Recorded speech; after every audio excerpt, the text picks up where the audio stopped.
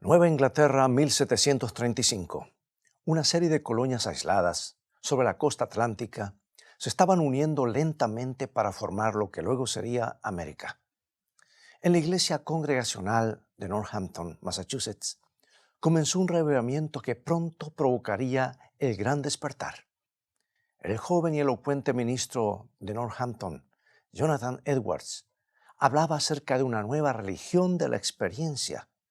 Ponía énfasis en una infusión especial de la gracia divina, como señal de la salvación. Y los sermones de Edwards inspiraban a muchos de sus feligreses. Cientos se convirtieron, pero daría la impresión de que un aspecto de su enseñanza paralizó al resto por el temor. Habían caído presos de una atadura espiritual que continúa inmovilizando a muchos hasta el día de hoy. Toma tu Biblia y en un momento más regresaré para que la estudiemos juntos y veamos qué nos dice acerca de la predestinación.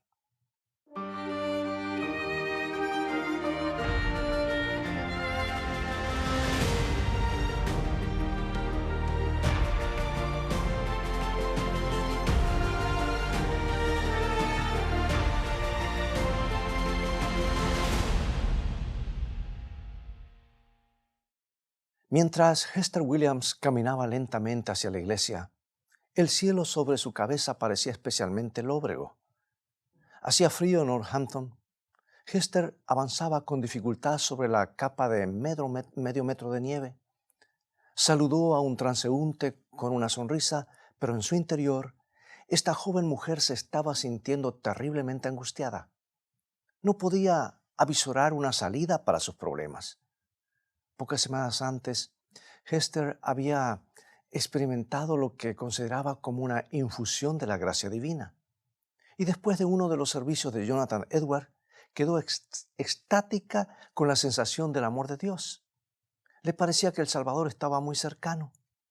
Pero después de esa transportación de entusiasmo, como se lo llamaba, llegó un periodo de letargo y depresión. Y el pastor Edwards solía advertirles que el diablo también producía experiencias de éxtasis. Y Hester se preguntaba si su entusiasmo había sido un truco satánico o si había sido tocada realmente por el Espíritu de Dios. ¿Cómo podía saberlo? Antes que nada, Hester quería tener la seguridad de que se encontraba entre los elegidos de Dios. Y Jonathan Edwards enseñaba que algunos están predestinados para la salvación y otros están para la perdición. El destino eterno de cada uno no depende de nuestras decisiones, eso es lo que él enseñaba. Y Edwards también enseñaba que no había manera de saber si estábamos entre los elegidos o no. Y una persona podía vivir de la manera más piadosa y moral y estar, sin embargo, destinado inevitablemente a la condenación. Hester Williams dejó atrás el frío e ingresó a la iglesia de Jonathan Edwards con la esperanza de que ese domingo pudiera ser diferente, esperando que algún rayo de certeza pudiera alcanzarla. Pero cuando el reverendo Edwards se levantó y predicó su discurso, las esperanzas de Hester se desvanecieron. Edward estimuló a la congregación para adherir a todos los requerimientos de la vida cristiana, pero solo para estar seguros de una cosa, que no habían cometido ningún acto que les impidiera llegar al cielo. Y el ministro resumió su posición con estas palabras. Él dijo: es mucho mejor alimentar la posibilidad de ser salvos que la certeza de la perdición. El servicio terminó y Hester caminó en silencio, sin esperanzas, hacia el frío exterior. Para ella, había comenzado la parálisis de la predestinación.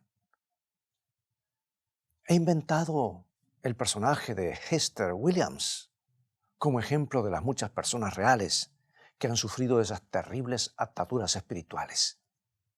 Ahora la pregunta es, ¿cómo se originó esta doctrina?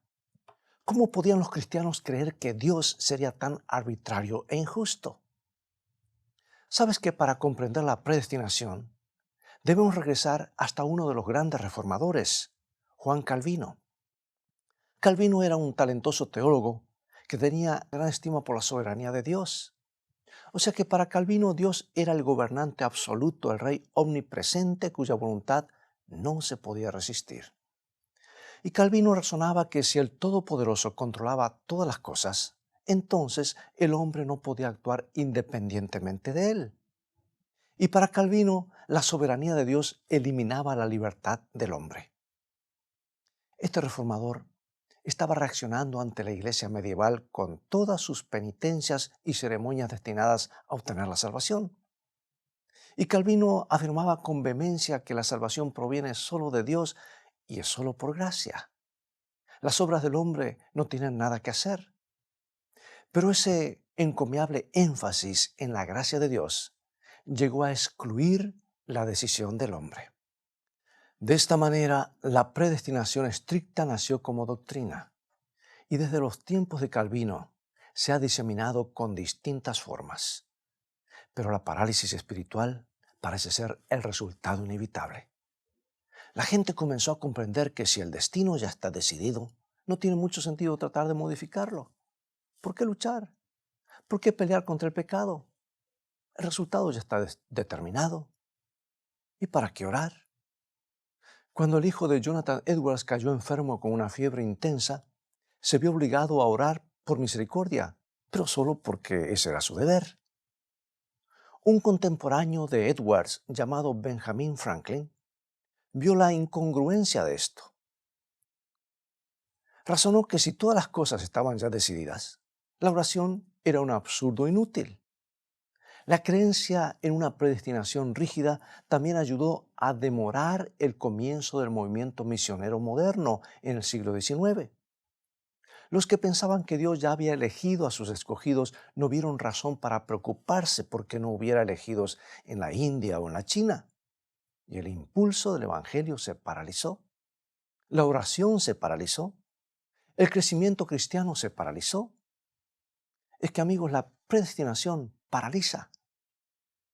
Pero lo que es más trágico es que quien niega las promesas explícitas de las Escrituras es justamente este concepto de la predestinación. Veamos algunos textos muy claros. El apóstol Pablo es claro referente a esto. Él escribió a Timoteo en la primera carta, capítulo 2, versículos 3 y 4, lo siguiente. Porque esto es bueno y agradable delante de Dios nuestro Salvador, el cual quiere que todos los hombres sean salvos y vengan al conocimiento de la verdad. Y Juan es muy claro en esto también. ¿No dice San Juan 3:16, tú lo conoces de memoria?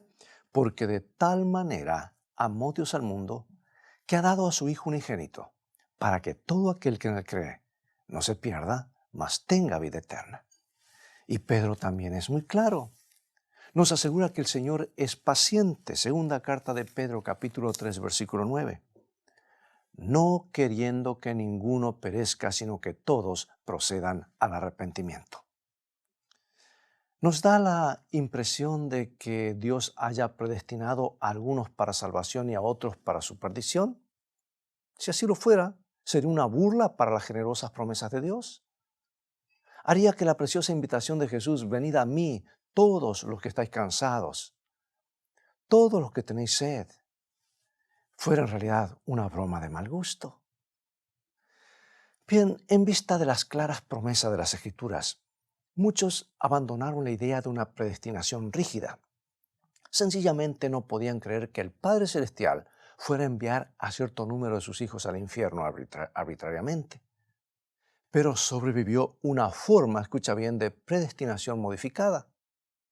Vino de lo que Calvino había llamado la preservación de los santos. Se lo conoce más popularmente como seguridad eterna. O sea que la nueva predestinación permite que el hombre decida hasta cierto punto. Está en nosotros aceptar o rechazar a Cristo como Salvador. Pero después que lo hemos aceptado, nuestro destino está sellado. Nada de lo que hagamos podrá modificarlos. Y lo conocemos como la teoría de una vez salvo, siempre salvos. Es como si tuviéramos libertad de elección antes de ser cristiano, pero después la libertad desaparece.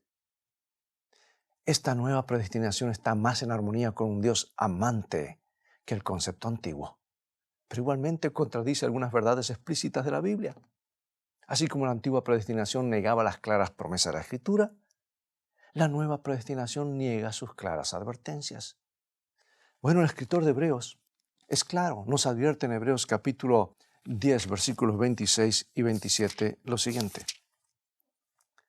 Porque si pecáremos voluntariamente después de haber recibido el conocimiento de la verdad, ya no queda más sacrificio por los pecados, sino una horrenda expectación de juicio. Y no se refiere a las fallas ocasionales que todos tenemos en la vida cristiana. La Biblia nos promete claramente el perdón de nuestros pecados. Y este pasaje es una advertencia de un patrón deliberado y constante de pecado que rechaza el perdón de Cristo. Podemos rechazar el sacrificio por los pecados. El apóstol Pedro, hablando de los que son corrompidos por el mal después de aceptar a Cristo, dice en su segunda carta, capítulo 2, versículo 21, porque mejor les hubiera sido no haber conocido el camino de la justicia, que después de haberlo conocido, volverse atrás del santo mandamiento que les fue dado. O sea que podemos volverle la espalda a Cristo. Podemos rechazar el perdón que nos ofrece y Dios respetará esa decisión. Si creemos que nuestro destino como cristianos está sellado, ¿qué hacemos con todas las exhortaciones del Nuevo Testamento a aferrarnos a nuestra fe y perseverar hasta el fin? Pierden todo significado. Las advertencias más serias de la Biblia para que no nos apartemos carecerán de sentido. Pero la nueva predestinación nos da un poco más de seguridad que la antigua, pero al final nos conduce a la misma clase de parálisis espiritual.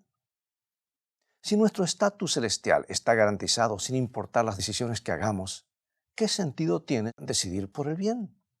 Si después de aceptar la salvación nuestra fe ya no puede afectar nuestro destino, ¿por qué luchar para mantener el foco en Cristo? Bueno, la antigua predestinación paralizaba a las personas con inseguridad y temor. La nueva las paraliza con la complacencia. La antigua llevaba a muchos a un legalismo desesperado. La gente producía buenas obras como señal de que estaba entre los elegidos. Pero la nueva estimula el letargo espiritual. Las personas pierden el sentido del elevado llamado de Dios. ¿Hay otra alternativa? ¿Hay forma de evitar tanto el legalismo como el letargo? Yo creo que la Biblia nos muestra la salida de la parálisis espiritual. Sabes que es el sendero de la elección, el camino de la libertad bajo un Dios soberano. Y creo que ese es el camino que nos señala toda la revelación de Dios. Sin libertad de elección, muy pocas cosas tienen sentido en la Escritura. Y podemos verlo desde el mismo comienzo en el jardín del Edén. ¿Por qué cayó aquel mundo perfecto? ¿Por qué el dolor y la muerte entraron en la escena que Dios mismo había dibujado? Porque dos seres humanos, Adán y Eva, tomaron una decisión, y esta vez una decisión equivocada. No estaban en el paraíso como robots. Dios no forzaría su obediencia. Tenían la libertad para elegir un plan alternativo al de Dios. Lo mismo ocurrió con Lucifer. Y esa opción resultó ser una gran tragedia. Pero Dios igualmente les pidió que al hombre que eligiera libremente un destino mejor si así lo deseaba. Considera la larga historia de los israelitas. Oscilaban entre la idolatría y el culto a Jehová, entre el cumplimiento del pacto y la disolución moral. Israel padeció una gran cantidad de desastres y otras tantas liberaciones. ¿Por qué? ¿Estaba el Todopoderoso jugando algún juego con un pueblo cuyo destino ya había sido decidido? No. Los libros de Jueces, Reyes y Crónicas dejan claro que las decisiones de Israel eran muy importantes. Los israelitas vieron muy gráficamente los resultados de elegir a favor y en contra de Dios. Podían decidir su propio destino. Y en la cumbre del Monte Carmelo, el profeta Elías les presentó muy claramente las dos opciones. Allí estaban los sacerdotes de Baal, danzando frenéticamente, lacerándose a sí mismos, clamando a los gritos que su Dios aceptara el sacrificio animal. Y allí estaba también Elías, orando con fe y recibiendo una impresionante respuesta del cielo. En esa montaña, Elías hizo este llamamiento registrado en el libro primero de Reyes, capítulo 18, versículo 21. ¿hasta cuándo claudicaréis vosotros entre dos pensamientos? Si Jehová es Dios, seguidle, y si Baal, id en pos de él. O sea que el profeta quería que tomaran una decisión. Israel tenía remedio para su letargo espiritual. Había una opción para el grave legalismo de los sacerdotes de Baal. Tan solo debían tomar una decisión. ¿Sabes que todos los mensajes de los profetas descansan sobre esa suposición? Que sus oyentes tienen la capacidad de decidir. Esa es la razón por la cual Dios nos suplica encarecidamente. Escucha el llamado divino, que está en Isaías capítulo 65, versículo 2. Extendí mis manos todo el día a pueblo rebelde, el cual anda por camino no bueno, en pos de sus pensamientos. Y Jesús continúa el elocuente llamado de Dios. Escucha su voz razonando en el templo de Israel. Está en San Mateo capítulo 23. Jerusalén, Jerusalén, ¿cuántas veces quise juntar a tus hijos, como la gallina junta sus polluelos debajo de las alas, y no quisiste? ¿Captas esta expresión? No quisiste. Es que el amor no puede forzarse. Dios se rehúsa a forzar nuestra lealtad. Debe ser espontánea y libre. Es por eso que los apóstoles entregaron sus vidas para llevar el Evangelio a toda nación, lengua y pueblo. Porque todos deben tener la oportunidad de tomar una decisión. Y esa es la razón por la cual las epístolas del Nuevo Testamento están llenas de poderosos llamados. Querían que sus oyentes eligieran a Cristo, decidieran por su camino, optaran por su servicio. Y en el corazón de todas esas exhortaciones está la libertad de elección. Como ves, nuestro todopoderoso Padre Celestial tiene la grandeza de crear agentes morales libres. Quienes se adhieren al concepto de una predestinación rígida están limitando la soberanía de Dios. Y con esa idea, Dios solo puede hacer santos, perfectos o pecadores perdidos. No puede crear el milagro en los corazones humanos, dándoles libertad a cada uno para que responda de acuerdo con su individualidad. No, yo creo en un Dios soberano que es tan grande que les otorga libertad a sus hijos. Tan grande, escucha bien, que nos predestina a elegir. Y creo que su gracia es tan grande que puede ser ofrecida a todos. Dios ofrece su gracia y nosotros tenemos la libertad de responder. Esa es la base de nuestra certeza. Es la salida de nuestra parálisis espiritual. Dios no quiere que agonicemos por la incertidumbre de si estamos o no entre los elegidos.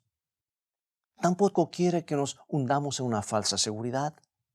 Lo que quiere es que elijamos creer en Él.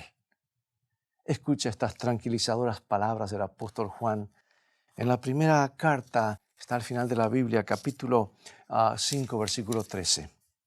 Estas cosas os he escrito a vosotros que creéis en el nombre del Hijo de Dios, para que sepáis que tenéis vida eterna. Podemos saber que tenemos la vida eterna porque tenemos la libertad de elegirla. Tenemos la libertad para creer en Cristo. La vida eterna no se basa en nuestro comportamiento, sino simplemente en elegir a Cristo. Y eso le cierra la puerta al legalismo.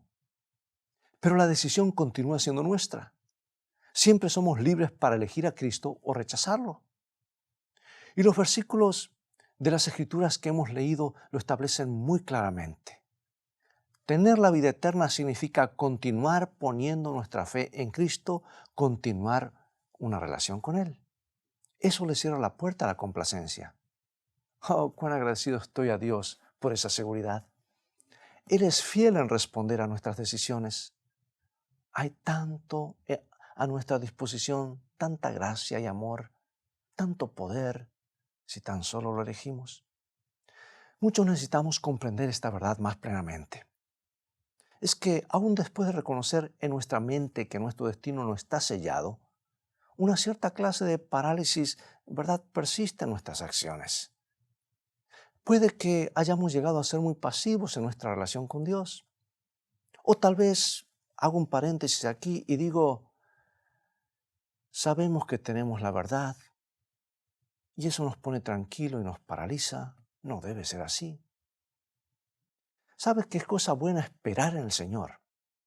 En el sentido de buscar su guía. Pero hay creyentes que convirtieron la espera en vocación. Están esperando que algún milagro les aumente la fe, mientras que la palabra que construye la fe junta polvo sobre la mesa de la cocina. Están esperando que la lluvia tardía caiga sobre ellos, así pueden darle testimonio a su vecino. Pero él mismo nunca le dice una palabra a su vecino. Están esperando que ocurra un derramamiento del Espíritu Santo capaz de sacarlos de sus sillones y ponerlos en acción. Siempre están esperando. Escucha, amigo y amiga, la vida cristiana no es así. Dios responde a nuestras decisiones. Él ya ha puesto a nuestra disposición todos los recursos que necesitamos, pero debemos elegirlos. Debemos dar un primer paso, entonces Dios nos responderá y hará que sucedan grandes cosas. El señor Goldberg, un ateo y alcohólico, tuvo que dar un paso. Su problema con la bebida lo había obligado a buscar la ayuda de un pastor cristiano. El pastor le preguntó si podía considerar al menos la posibilidad de que Dios pudiera ayudarlo. ¿Estaría dispuesto a reconocer su falta de fe e iniciar una experiencia con la oración? Goldberg fue confrontado con una elección. Podía seguir siendo ateo o podía dar un paso hacia Dios que él no estaba seguro de que estuviera allí. Así que Goldberg decidió dar ese paso.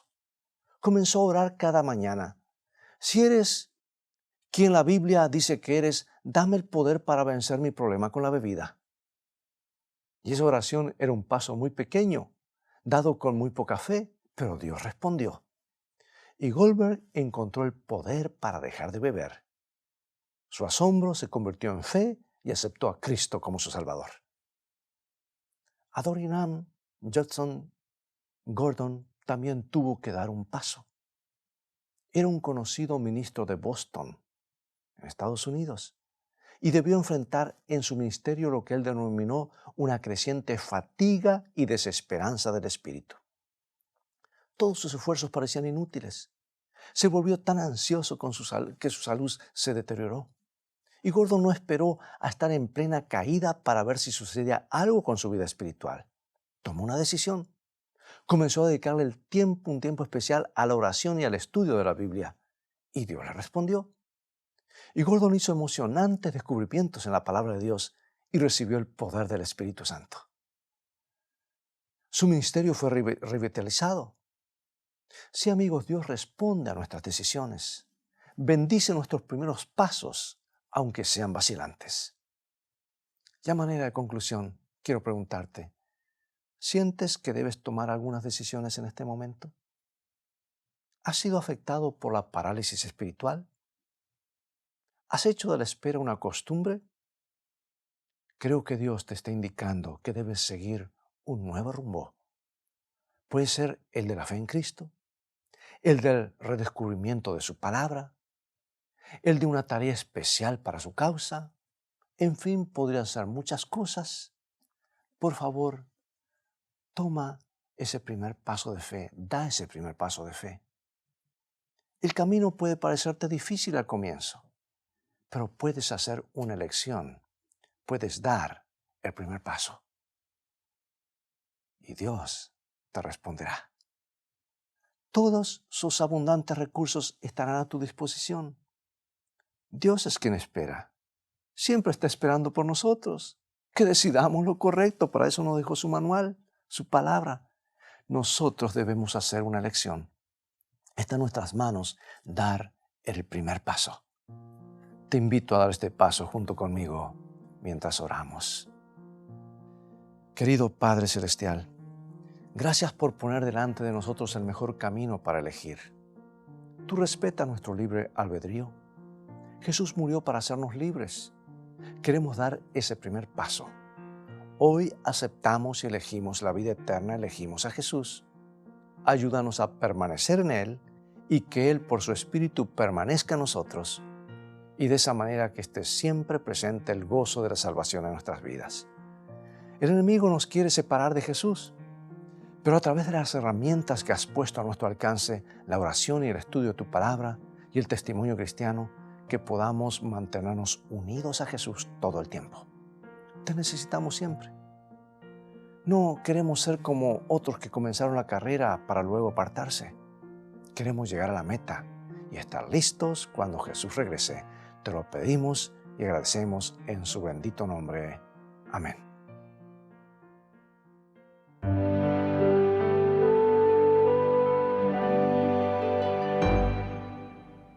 El tiempo ha pasado rápidamente y llegó el momento de despedirnos. Te animo a que continúes tu estudio de la Biblia. Visítanos en nuestro sitio de internet escritoestá.tv, donde encontrarás una variedad de estudios bíblicos y materiales que te ayudarán en tu caminar diario con Jesús y te fortalecerán en tu vida cristiana, como también podrás ver los otros programas anteriores que hemos presentado. Dios te bendiga y te guarde. Y recuerda, escrito está, no solo de pan vivirá el hombre, sino de toda palabra que sale de la boca de Dios.